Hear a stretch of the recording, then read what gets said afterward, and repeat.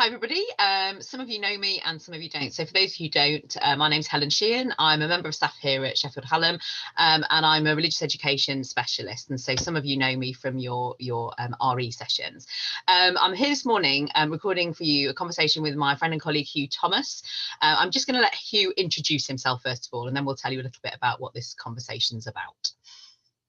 So good morning or afternoon. I'm Huw Thomas. So I am Diocesan Director of Education for the Diocese of Sheffield, which is a very long job title, but is actually very straightforward. Basically, anything that the Church of England does in relation to its church schools in an area covering roughly Sheffield, Rotherham and Doncaster, that falls on my desk. And by background, I'm a primary teacher and head teacher. For those of you who know Sheffield, Burngreave, Broome Hall and the Wyburn Estate. Those were my three patches during my teaching career, 25 years in primary teaching, all within cycling distance of home, which was great. I am also, I taught for 1 year at Huw myself back in the 90s, and my two sons are Huw alumni. They both went through Sheffield Hallam, so we are a Huw family. Oh, we're honoured. Thank you. Thank you.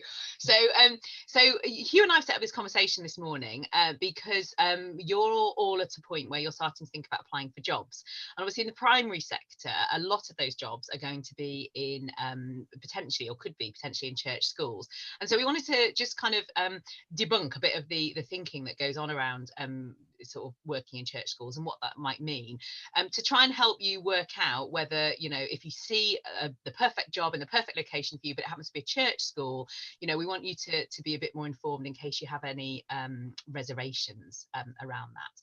So, I mean, to start with you, maybe you could just kind of explain to people a little bit about the church school system and, you know, what we mean by that and the sort of the context. Yeah, I mean, to some extent, it's a historic thing here.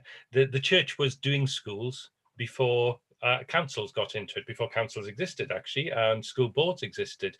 So in Sheffield, just off Park Square roundabout, one of the oldest schools was set up in a pub, above a pub over just off Park Square roundabout, back in, I think, the 1700s by the local vicar. And it was the church that did a lot of this around the country.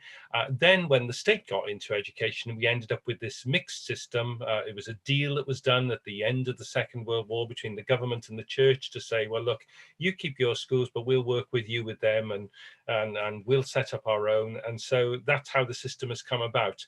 And so the important thing here is this: they're not faith schools. We're very keen on scotching any idea that these are faith schools that are designed to somehow inculcate the Church of England into the minds of the young people inside those schools. That's not what we're about in the Church of England.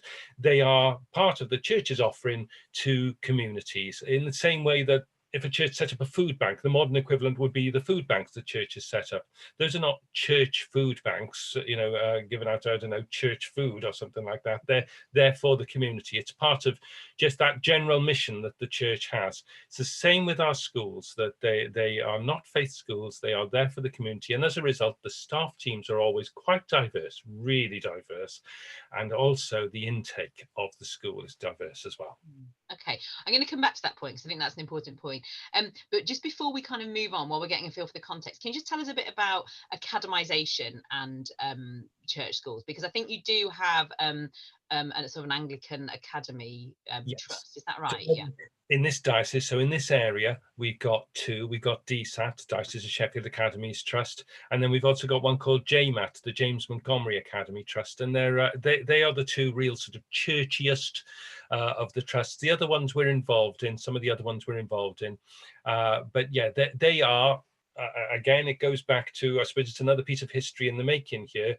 When different organisations were told you could set up academies, the Church of England got in on the game because we wanted academy trusts where church schools could sit without losing their identity as church schools. And to some extent, that is down to the whole business of, there's all this stuff that happens to do with who owns the land and passing on the land on which the school is built. But to some extent as well, it's about the fact that, you know, it is, when I say it's not a historical accident that the church is in education. I think there is something at the core of what we're about, that says that growth and life matters to people of a faith perspective, and so we want to be in education. I mean, I absolutely love the job that I end up doing. There's only 41 of these jobs in the country, so I grabbed this one the moment it came up back in 2012. So yeah, and similarly with academies, we're in there. Yes, we are setting up academies and running academy trusts, but it's just because that's what the part of the passion of the church is, for education. I'm going to ask you a question that you might not be able to answer, actually. I should have forewarned you. So you said the patch that you have covers Sheffield, Rotherham, Doncaster, parts of Sheffield, Rotherham, Doncaster. And a bit of Barnsley as well, and a bit of Goole. I need to mention those. Do you know how many church schools there are within your patch? 30, we got 39 schools, and we're interested as a diocese in that we only have the one secondary out at Rossington, and the other 38 are primary schools, and it's pretty much roughly 10 each. I mean, if you give or take a few. Okay, across the three big local authorities: Sheffield, Rotherham and Doncaster, but then we got a few up in Goole, and we've got a few over in Barnsley. We've even got one over Lincolnshire way. Oh, my neck of the woods, brilliant.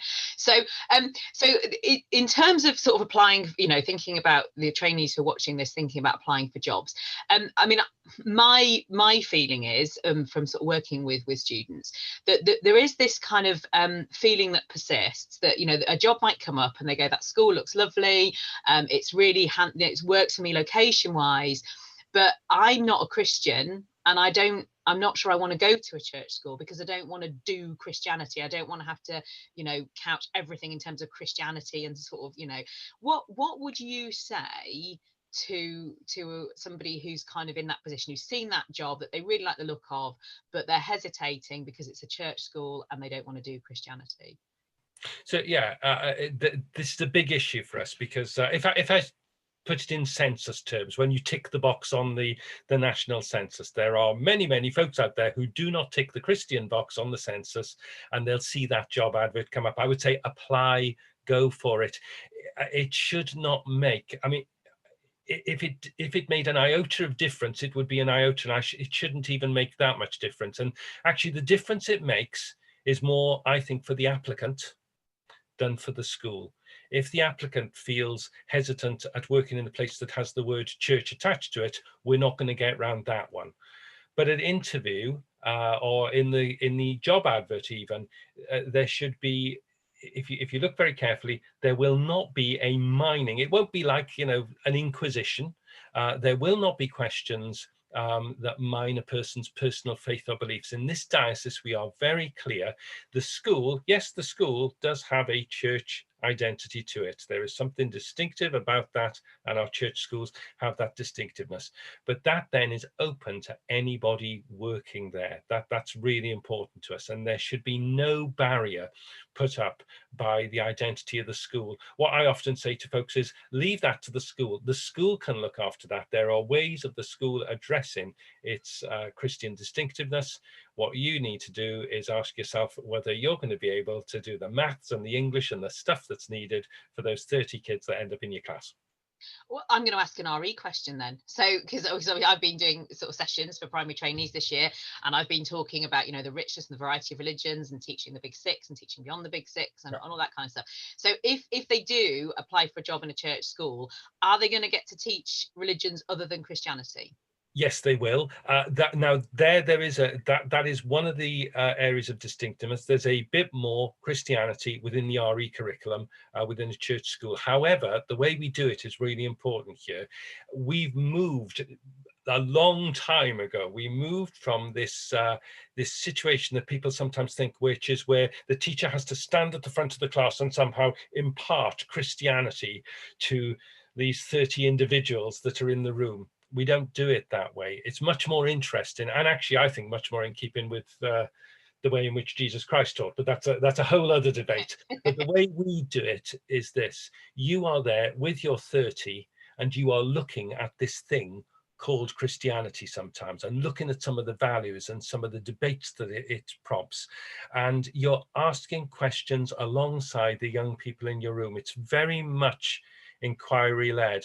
I think that works quite well. To some extent, I don't quite know why there's a connection here, but I see a connection with the fact that I didn't get maths at school. I struggled with maths at school. I think maths is hugely important. I actually have grown to love the subject as an adult, but I struggled and was put off it by the fact that I was always, the one struggling along. I think that's made me a really good maths teacher. I think that's made me really good at because some of the questions that are raised, I can remember I was in a room full of 7-year-olds when I understood place value in the classroom. I'd gone through my PGCE. I was teaching and it was with drinking straws, and I was pulling these bundles of drinking straws apart. And I thought, oh my goodness, that's why we used to do these strange things we were taught to do with numbers when, in the dark ages, when we were just taught the method without the reason behind it. So all the stuff that my colleague Ellen and I have been saying to trainees about sort of, asking questions and letting children kind of pull biblical passages apart and things, that's all true for a faith school in the way that it's true for. Oh, we just love it. So yes, we have Jesus within the faith, that put that school there. And yes, the Gospels will be read within that school. But the question that the teacher is asking at that point, if they tick the Christian box, then yeah, they will relate to it in their particular Christian way. If they don't, they will still be asking the question about, so what do I make of what he said about, love for enemies? Is that ever going to work? But actually, a lot of Christians will be asking that question as well. When it comes to, yes, there is a distinctiveness, I suppose, to the belief that there is a God and that we are put here by a God who has put us here. But that doesn't stop everybody in the room from asking what they think about the purpose, the meaning of life, and what creation is about, what the world is about. Actually, I have to say, one of my joys is I go to staff meetings to discuss this stuff with staff teams and to try and make sure we do this continuing journey of making sure people continue to be at ease with the fact that their school has this church basis to it. That's an ongoing piece of work for us. And as we do that, one of the joys I have is amongst those diverse staff teams, you will get some really challenging questions, some really interesting discussions. Our teachers tend to like the way this Christian input prompts discussions of a broader nature about bigger questions. And ultimately, that's what we want for our Church of England schools and for the children in our Church of England schools. We want them to encounter the spiritual. We want them to just encounter the spiritual in life and to forge their own views about it. We'll shine some lights, we'll make some suggestions, we'll give some pointers, and yes, it will include other religions as well. Ultimately, their journey, the phrase we use, their journey remains their own. And that's the same for the staff as well.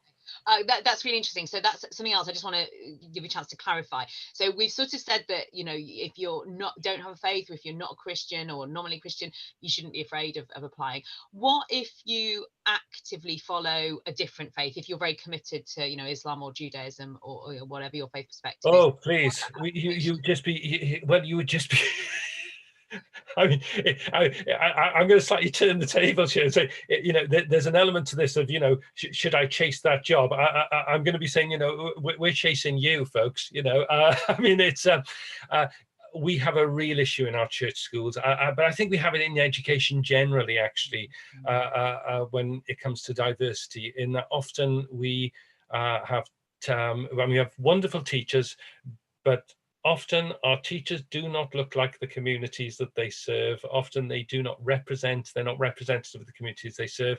And we're consciously trying to rectify that lack. And so, yes, well, you don't just welcome applications from, say, Muslim student, you want it, you're seeking it. Absolutely. And if I can say, and I've got to be cautious in what I'm about to say, because there is a box on the census, I think, for no religion. People, So anybody, genuinely anybody could apply. Yeah. Welcome. But what I would say, and this applies to quite a number of people who tick that no religion box, as well as to our Muslim colleagues and our Jewish colleagues, I would say, an interest in and an understanding of the bigger questions in life.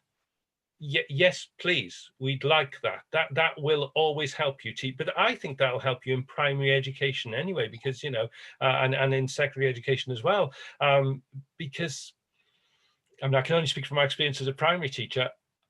Some of the questions we used to end up asking and exploring, and I've sat in on secondary debates where that interest in the bigger questions, I don't think you can make it as a teacher if you're not prepared sometimes to ask some of those bigger questions. Field, yeah. Yeah. Okay, I'm going to turn the conversation to some slightly more practical points, if that's okay. So because I know that you do sit on at least one governing body. So say that somebody's found this perfect job and it's in a church school, and they now understand that they're more, we're sort of, you're really welcoming and wanting that application. What advice have you got as somebody who's read job applications for somebody putting together an application for a church school? Is there anything that you like to see them address in relation to their kind of faith position, or the fact that the church is a church, sorry, the school is a church school? Any advice there? So can I just check? This is just you, me, and a pile of trainees who are going to be applying. Okay, this isn't going out to governors, because I'm going to get devious at this point. No, it's not going out to governors. Look, I'd say unless this, any of the students are governors, parent governors. right. Well, if you are, then you've got to, you've got to sign a piece of paper or something. Just between us. I've read loads as a head. I read loads of forms. I interviewed loads of people. I'm doing it now. I do every headship appointment in this diocese, and some of the other appointments as well. So look, I'd say this to anybody who's looking at job applications. Firstly, don't just drift through it. But actually, what I'm about to say, Helen, it's not just about church schools. Yeah, this is don't drift through it. Treat it almost like a political campaign.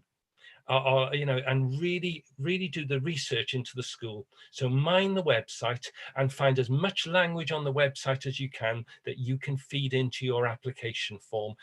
If it's stuff about the school's vision and values, don't make the mistake of writing that application form and not using some of that language. And similarly, when it comes to some of the religious stuff or some of the Church of England stuff, just clock that it is a church school, because actually, what I always wanted as a head, what I want now when people apply to a school, I want to know that this isn't just the cut and paste from the last application that they did. And governors really want to know that you've clocked their school, where it is, and something particular about it. I do remember seeing one application form where somebody had not done edit and replace properly, and it had the name of the school that they previously applied for. That didn't go down well. But I would say generally, and when it comes to church schools, just, actually referencing something like this, referencing the fact that, we've done some work at college around it, so on reflection, and giving your thoughts on this discussion here. 1 or 2 sentences, that's all though. But what you're not going to have to do is say, last Sunday I was in church bashing my tambourine along with the rest of them. What you will be saying is, I've clocked the nature of your school. I know it's a church school. I've got it. I've got that. And I sort of appreciate the visions and values. Yeah. And you shouldn't go too far on a Church of England school in this diocese on its website without finding something about its vision. And we're very clear when we write our visions for our church schools. We start with what fires up the staff team and what fires up the leadership of that school, and then we find almost like the Christian referencing of it. But the stuff that is there is at the heart of many good teachers. So you shouldn't go too far without finding that stuff. But I would say to anybody looking towards applications, always do your homework, research into the school, and put in a few lines and pepper it through the letter or whatever it is that you're writing, the paragraphs, those bits that reference that school, show that you've got the school. Of course, and can I just say, we all do cut and paste. I'm not knocking it. I've done it with every application form I've ever done, but I've always made sure I then insert those bits. Yeah. Get the right school of the name. Yes. I'm just going to pick up on your tambourine comment there, because another thing with applying for schools was, of course, references. So trainees will have academic referee, but is there would you like to see a reference from a vicar or an imam or a rabbi, or do you just genuinely not even notice that? Yeah, if you've got one that can put, if they can't hurt you, but you don't need it. It's not essential. But if you've got one, then by all means, yes. What is sometimes referred to in some circles as the faith reference, less so really, less common than it used to be. But yeah, by all means, put it in. You can, but you don't Yeah, it won't hurt you if you don't have that, but it's fine if you want to. It's less important, I think, than the homework you do to show I know this school, Yeah. I know its identity. That's much more important. Okay. So let's assume that all of this has done the job and we're at interview. Because I'm sure, well, you've said, you've sat on many interview panels over the years. What are students likely to be asked in interview that relates specifically to the fact it's a faith school, if anything? Very little, very little. Actually, Actually, could they be asked to kind of explain their faith position? Could they be asked? If they are, then I would ask them to get in touch with me, and my you've got my email address. It's fairly public anyway, because we are very clear as a diocese that we do not dig into the faith identity of applicants. The school is the place that has the faith identity. The applicant's job is just to look at that and say, through conversations like this, yes, I could go along with that. I could go and support it. So they may be asked a question about, would you be comfortable with? And that's often, though, when we ask that, that's just ensuring that an applicant isn't going to get the job and then say, whoa, hang on, because yes, so you will be asked occasionally, to maybe read out of a gospel. You will be asked at times to join with collective worship that will be Christian in nature. The worship is Christian in nature. Doesn't mean that you are the one leading it. It just means that you're there and participating in it. So that question is very much around, are you okay with that? Are you going to be all right with that? And so it's more about them checking you're comfortable than asking you to account for anything. Yeah. Yes. Yeah. And again, it's checking that you've clocked the nature of the school. Yeah. Okay. I think I've asked everything I wanted to ask you. Are there any things that you think it's worth mentioning that you think the students need to know that I haven't sort of given you a chance to say? Well, only that. Well, look, I'm going to say it. It's Huw, Huw, spelled the good Welsh way, Huw.Thomas at sheffield.anglican.org is my email address. And I think I would, but that is not saying if anybody's applying to any job anywhere, then send me an email. But if somebody was to, in the course of exploring their next steps, be looking at a church school and want to fire off an email to ask a question about something they've seen in the advert or something that they want to ask, or something on the back of the exchange we're having here, that email address is there. People can just get in touch. For me, I go back to what I was saying earlier, really. In our church schools at the moment, there's an element of, we recognize that we sometimes do not represent the communities that we serve. And so, we're I wouldn't say we're chasing around after applicants. We're always, we've always got plenty of applicants, but diversity of applicants is really important to us. That would be the first one. And then the second one, I'm going to go over old ground here and just say, these schools are open schools. They are open schools and they are open to applications. And I wish at this point I could replay some of the debates I've had in staff rooms that would indicate some of that diversity and what it looks like. But that's something that colleagues will encounter when they're on that lovely first job and having those debates in those staff rooms. Oh, lovely. Thank you so much for your time, Huw. Any student can feel free to email me h.sheehan@shu.ac.uk and I can put you in touch with Huw if you can't get his email just to work or anything. But thank you so much for your time. We really appreciate it. Thank you. And yeah, thanks everybody. Bye bye.